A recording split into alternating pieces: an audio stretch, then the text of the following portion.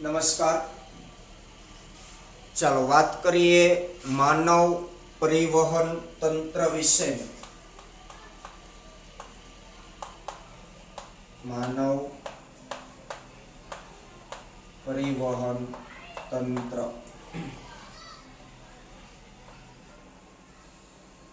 તો મનુષ્યમાં જે પરિવહન તંત્ર છે જેને આપણે સામાન્ય રીતે રુધિરાભિસરણ તંત્ર તરીકે પણ ઓળખીએ છીએ. માનવ પરિવહન તંત્રને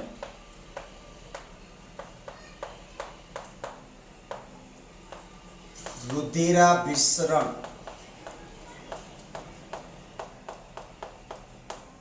તંત્ર પણ કહે છે.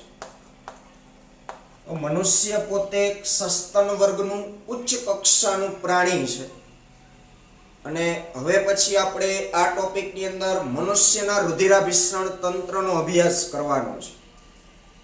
જેમ આપણે શ્વસન તંત્ર વિશે ભણ્યા, કંકાલ તંત્ર વિશે, ચેતાતંત્ર વિશે, અંતઃસ્ત્રાવી તંત્ર વિશે, એ જ રીતે હવે મનુષ્યના રુધિરાભિસરણ તંત્રનો આપણે અભ્યાસ કરવાનો છે.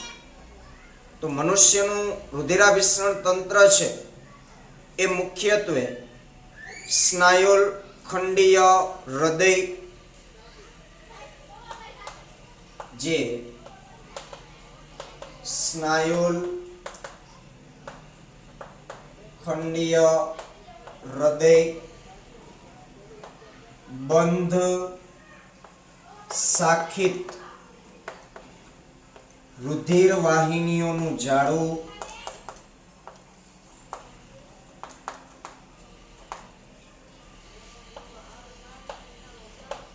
અને પરિવહન પામતો પ્રવાહ, જેને આપણે રુધિર કહેશું, રુધિર ધરાવે છે.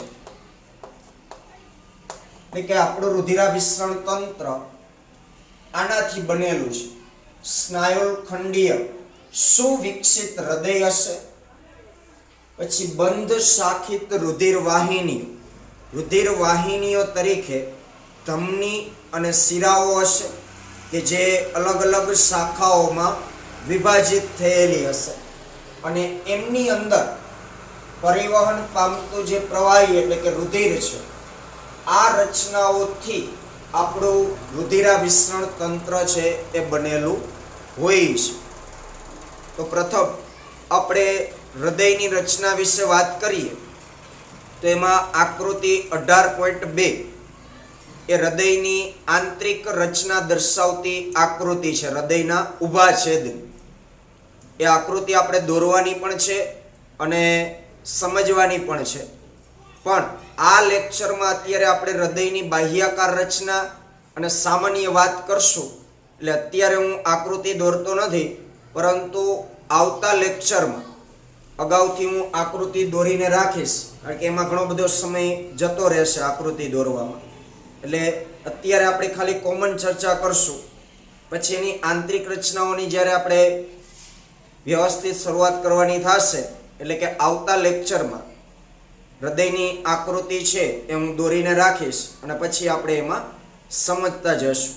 એટલે અત્યારે અમુક જે કંઈ નામ નિર્દેશન આવે તો એ તમે ટેક્સ્ટ બુકમાંથી આકૃતિ જોઈ અને ક્લિયર કરજો. આવતા લેક્ચરમાં આપણે આકૃતિ દોરી અને સમજવાનું થશે. તો સૌપ્રથમ આપણે હૃદયની રચના વિશે વાત કરીએ.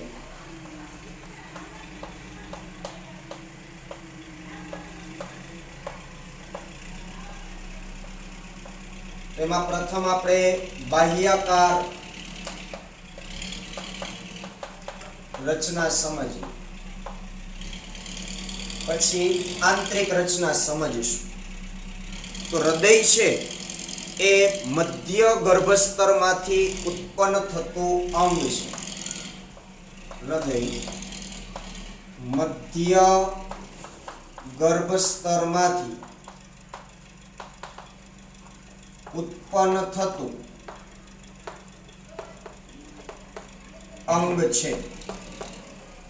હવે આ સમજવા માટે આપણે ચેપ્ટર 4 ની અંદર જે ગર્ભસ્તરીય આયોજન ભણી ગયા છે, દ્વિગર્ભસ્તરીય અને ત્રિગર્ભસ્તરીય, એ મુદ્દો આપણને યાદ હોવો જરૂરી છે.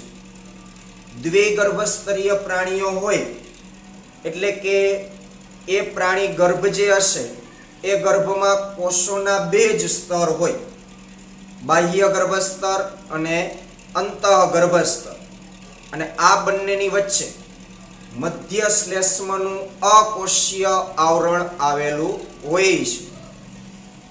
ત્રિગર્ભસ્તરીય જે પ્રાણીઓ હોય તો એમના ગર્ભ કોષોના 3 સ્તર ધરાવતા હોય. સૌથી બહારનું બાહ્ય ગર્ભસ્તર, અંદરનું અંતઃગર્ભસ્તર અને આ બંનેની વચ્ચે આવેલ મધ્ય ગર્ભસ્તર હશે. ત્રિગર્ભસ્તરીય પ્રાણીઓમાં મધ્ય શ્લેષ્મનું સ્તર હોતું નથી. આ આપણે ભણી ગયા છે એટલે યાદ હોવું જોઈએ. તો ત્યારે આપણે એવું સમજાવેલું હતું ચોથા ચેપ્ટરની અંદર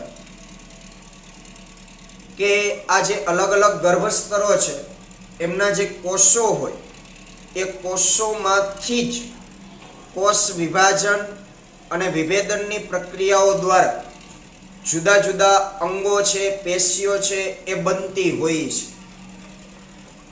કારણ કે ગર્ભમાંથી જ એ આખું પ્રાણી બનવાનું છે. તો ગર્ભના જે આ સ્તર છે કોષોના, તો બાહ્ય ગર્ભસ્તર હશે તો એના કોષો કોઈ અલગ પ્રકારની પેશીઓના અંગ બનાવતા હશે. મધ્ય ગર્ભસ્તર હોય તો એમાંથી અલગ પ્રકારના પેશી અને અંગો બનતા હોય. અંતઃગર્ભસ્તર હશે તો એમાંથી એ મુજબ પેશી અને અંગો બનતા હોય.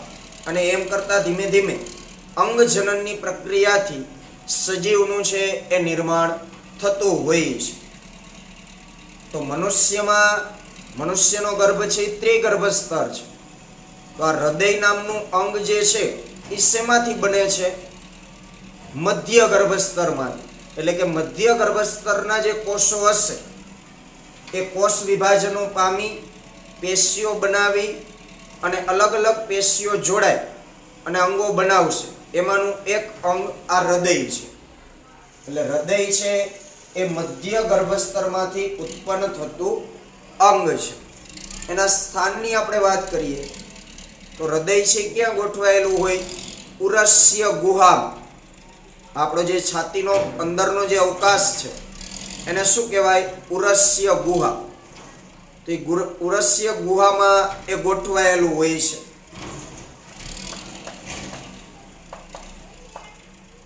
સ્થાન તે ઉરસ્ય ગુહામાં સહેજ ડાબી બાજુએ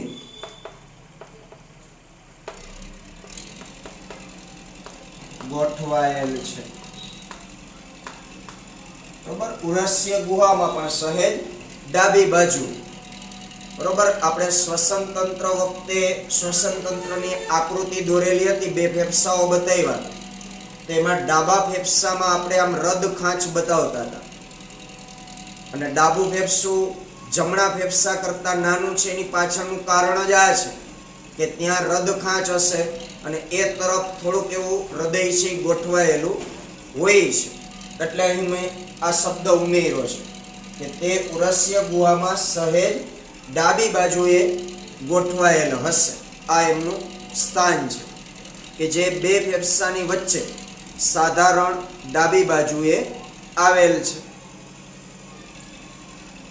એના કદની વાત કરીએ તો તે બંધ મુઠ્ઠી જેટલા કદનું હોય છે. આપણે આમ મુઠ્ઠી બંધ કરીએ તો એ બંધ મુઠ્ઠી જેટલા કદનું છે એ જોવા મળે. તે બંધ મુઠ્ઠી જેટલા કદનું હોય છે.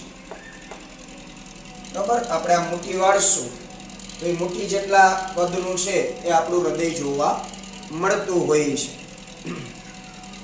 તે દેવડી પટલ મેં કોથળી, હૃદયની જે દિવાલ હશે એ દિવાલની ઉપર બેવડી પટલમય કોથળીનું આવરણ આવેલું હશે કે જેને પરિરદ આવરણ તરીકે ઓળખવામાં આવે.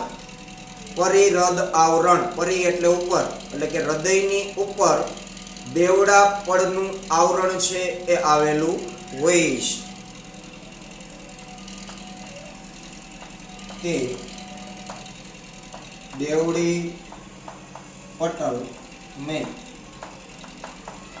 કોથળી કે જેને પરિરદ આવરણ કહેવાય, આ પરિરદ આવરણ દ્વારા રક્ષિત હોય છે,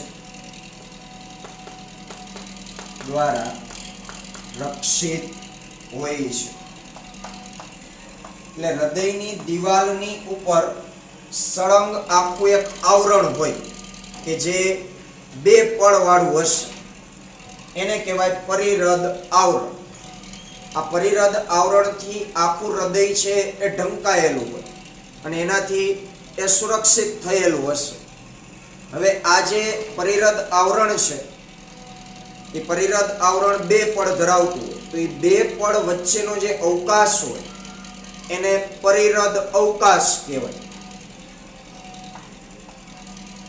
બે પડ વચ્ચેના અવકાશને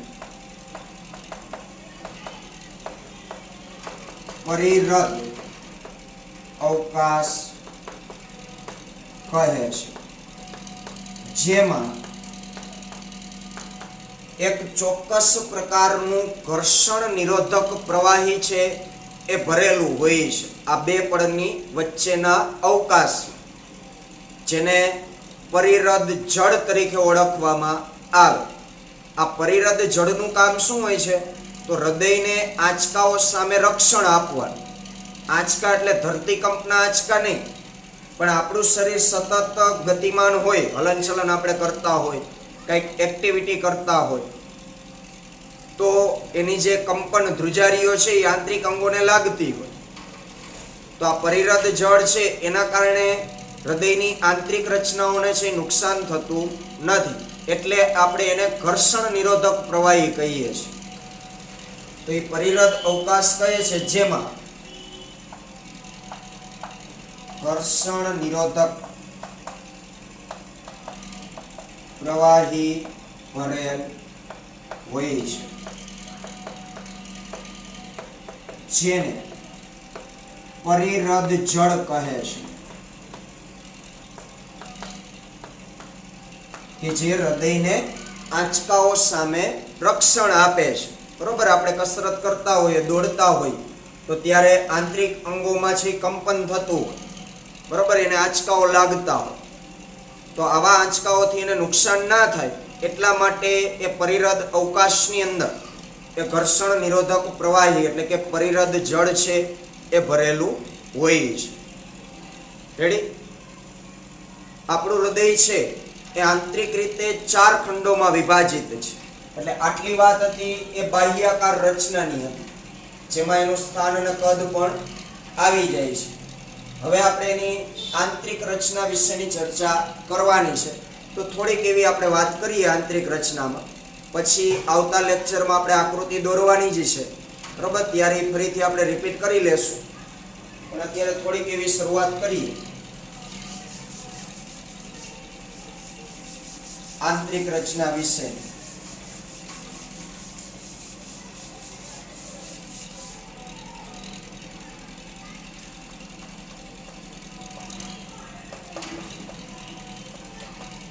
આંતરિક રચના અલગથી પણ આવો પ્રશ્ન પૂછાય કે હૃદયની આંતરિક રચના આકૃતિ સહ સમજાવો, બરોબર, સવિસ્તાર 5 માર્કની અંદર.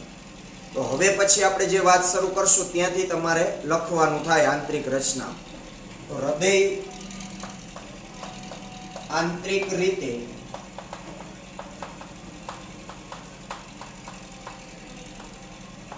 ચાર ખંડોમાં વિભાજિત છે, કારણ કે આપણું હૃદય કેવું છે? ચતુષ્ક ખંડી, એટલે કે 4 ખંડો આંતરિક રીતે હૃદયની અંદર આવેલા હોય છે. બહારથી આપણને ખંડો નથી દેખાવા, પણ હૃદયને આપણે આમ ઊભે ઊભું કાપી નાખી અને આપણને જે આકૃતિ આપી છે ટેક્સ્ટ બુકમાં એ રીતે એની આંતરિક રચના જોવા મળે. તો આ 4 જે ખંડ છે એમાંથી ઉપરના 2 જે નાના ખંડ હોય એને કર્ણકો તરીકે ઓળખવામાં આવે. ઉપરના 2 નાના ખંડોને કર્ણકો કહે છે અને નીચેના 2 મોટા ખંડોને ક્ષેપકો કહે છે. ઉપરના જે 2 નાના ખંડ હોય એને કર્ણકો કહેવાય, જેમાં એકને જમણું કર્ણક અને એકને ડાબું કર્ણક. એ રીતે નીચેના જે 2 મોટા ખંડ છે એને ક્ષેપકો કહેવાય, જેમાં એક ડાબું ક્ષેપક અને એક જમણું ક્ષેપક હશે. એટલે આ રીતે કુલ 4 ખંડો આંતરિક રીતે હૃદયમાં જોવા મળે.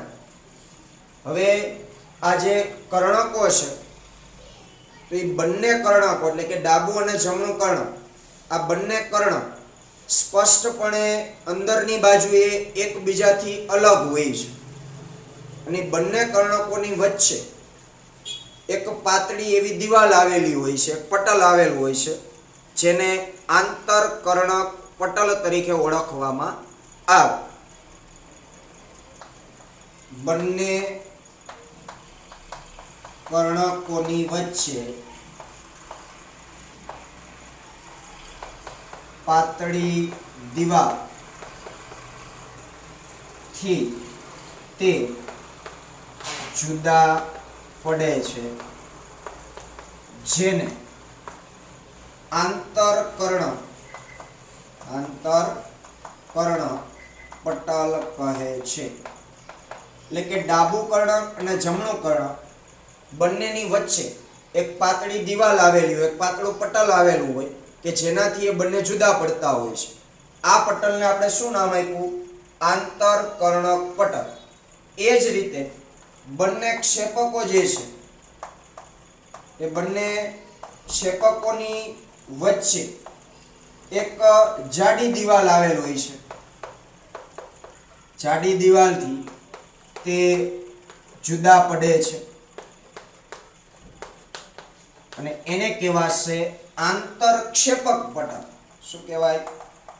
આંતરક્ષેપક પટલ કહે છે.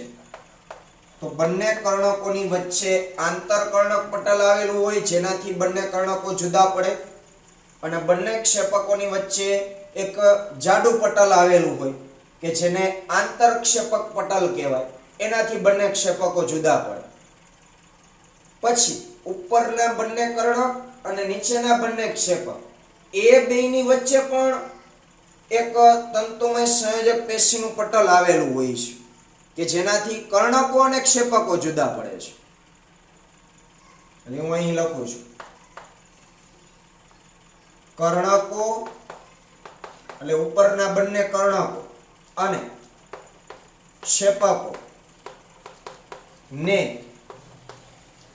જુદું પાડતું પટલ કે જે તંતુમય સંયોજક પેશીથી બનેલ હશે, પેશીનું બનેલ છે, તેને આંતરકર્ણક ક્ષેપક પટલ કહે છે. એનું નામ શું આપ્યું? આંતરકર્ણક ક્ષેપક પટલ. એટલે કુલ 3 પટલ થશે: આંતરકર્ણક પટલ, આંતરક્ષેપક પટલ અને આંતરકર્ણક ક્ષેપક પટલ. આંતરકર્ણક પટલ 2 કર્ણકો વચ્ચે હોય, આંતરક્ષેપક પટલ 2 ક્ષેપકો વચ્ચે હોય અને આંતરકર્ણક ક્ષેપક પટલ એ કર્ણક અને ક્ષેપકની વચ્ચે હોય. એટલે આવી ટૂંકમાં આમ ચોકડી થશે. અહીં એક કર્ણક, અહીં એક કર્ણક, અહીં એક ક્ષેપક, અહીં એક ક્ષેપક. તો આ 2 કર્ણકની વચ્ચે આ જે હોય એને આંતરકર્ણક પટલ કહેવાય. બે ક્ષેપકની વચ્ચે હોય એને આંતરક્ષેપક પટલ કહેવાય. ઉપરના બે કર્ણક, નીચેના બંને ક્ષેપક, એની વચ્ચે જે પટલ હોય એને આંતરકર્ણક ક્ષેપક પટલ કહેવાય.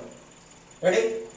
એ આવતા લેક્ચરમાં આપણે આકૃતિ દોરશું, એમાં અહીં આપણે બતાવેલા જ હશે, એટલે આપણે આ બાબત પાછી રિપીટ કરી લેશું આવતા લેક્ચર. રેડી? તો અહીં સુધી આપણે રાખીએ, બાકી આકૃતિ સાથે આવતા લેક્ચરમાં આપણે ચર્ચા કરશું.